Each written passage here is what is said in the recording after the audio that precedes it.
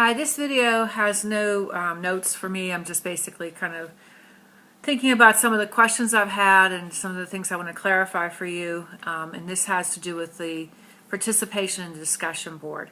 So you're going to be writing your answers for the discussion board, and I would like to be able to read your discussion board participation, both the original post and then how you're writing back to other people, and see that you've actually taken some concepts, some ideas, you understand something based off of your assigned reading. Hopefully you've been doing some work over the past 3-4 weeks, and that information that you've read in your textbook and through the videos and things like that I've posted has made an impression on you, so that you can talk a little bit more knowledgeably as a social psychologist person rather than just somebody who's never taken the class. So when you're doing your discussion boards, make sure you've read the material. Maybe you've even made some notes in your textbook about things that you thought were kind of interesting and that kind of like captured your interest. So I'm going to give you some examples of how you would do this in the discussion board post. If you look in your textbook, I'm looking on pages 76 and 77 of the current textbook, and I see on page 76 a quote that says, "The face is a picture of the mind with the eyes as its interpreter."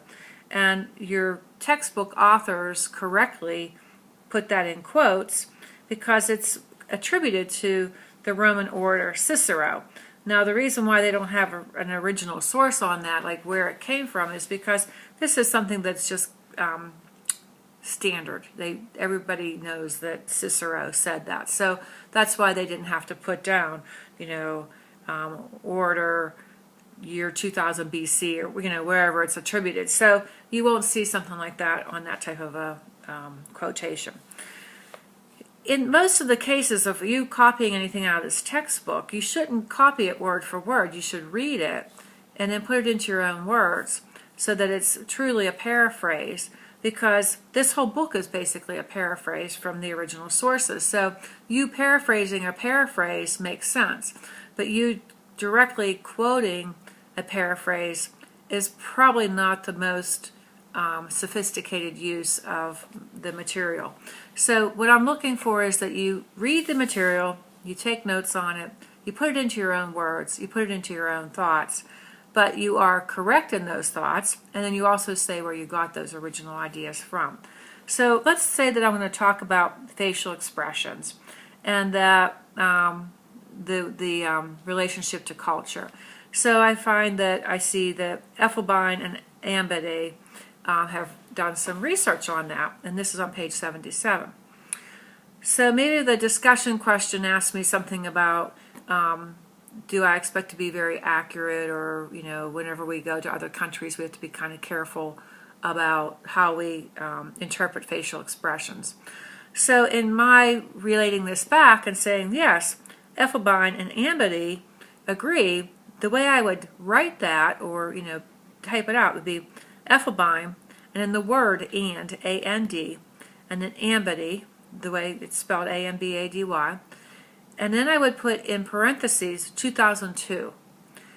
Say that recognizing facial expressions in our own cultural groups is easier to do than if we were trying to recognize facial expressions of other cultural groups, our own national cultural group, if we want to really be accurate. So that would be how I would put that paraphrase into my discussion board post. Thing is, that doesn't tell me where you got it from.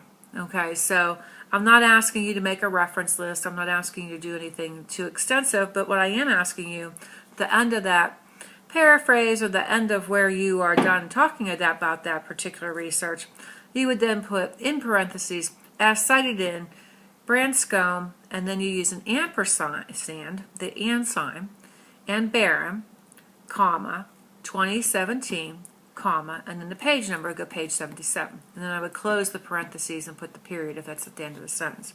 So what I'm really trying to do is I'm using the APA style. I'm asking you to use the APA style formatting, but it's not in the truest sense because you're not going to the original source material. So I can't ask you to go back and find the article by Effelbein and Ambity and look it up in 2002's publication and read it and then tell me what it said.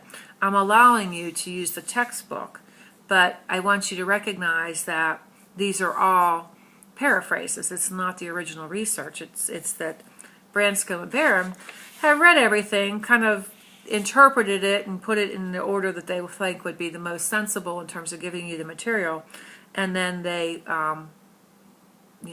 they put their references. So you can always go back to the back of the book. You have a index that says name index, and you can find people who you're looking for in terms of if you wanted to find out what a famous person said, like I had mentioned about Bandura. Maybe you want to find out what Bandura had to say about some of these topics. You'd find that in the back of the book. The research notes are on, well, they're in the back of your book too. There they are, references. So under the reference section, I can look up and see that the article I was referencing to, I just changed that page. Page 77.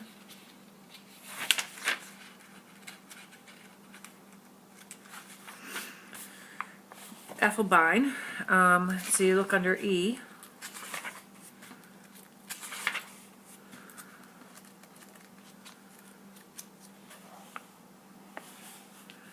So Effelbein, H.A., and Ambity, the first name that begins with an M, was out of a research journal called Psychological Bulletin. So if you were doing something like you were writing a research paper for a psychology class, or if you were doing something that is pretty weighty, not just a discussion board for this class, you would go back and you would look for the original article that was written by these two people. You'd find the Psychological Bulletin, go to volume 128, and you'd read pages 203 to 235, so that you could make your own paraphrase, or you might find some sentence or a paragraph in there that's particularly enlightening and you don't want to change it, so you copy it word for word.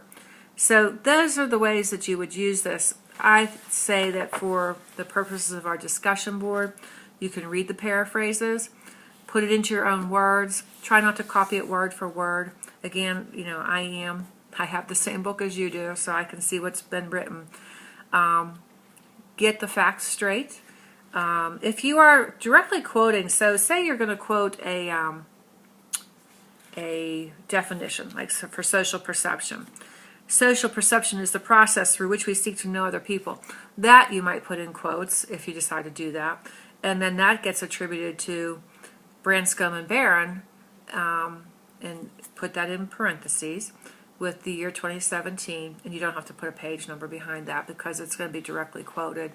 Well, I'm wrong on that. If you're using a direct quote, you would use the page number too, so you put page 75. So, look at your APA guide on the side of the website. I have it there for you. And watch what I've been doing. I've been trying to model what I'm trying to get you to do.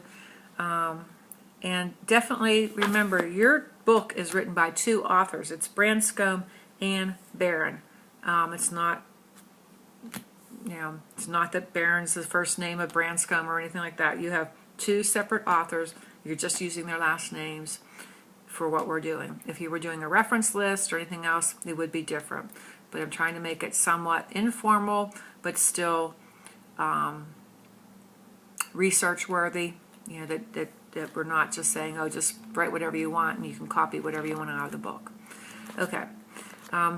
Any additional questions, please just find a time when you can come in and see me. If you're not anywhere near CCBC, let me know when you want to call me and I'll try to talk to you on the phone. Use the tutors at the center. They'll see what I've given you as examples. They may say I'm not doing it 100% the way an APA style news research paper would be written. That's true. I've made some modifications just to make it a little bit easier to participate in the discussion board. Thanks for your time. Hopefully this was a little bit helpful. I will make another video whenever it's time to talk about the presentations. Maybe that'll be a little bit easier to understand rather than me just writing everything out. Good night.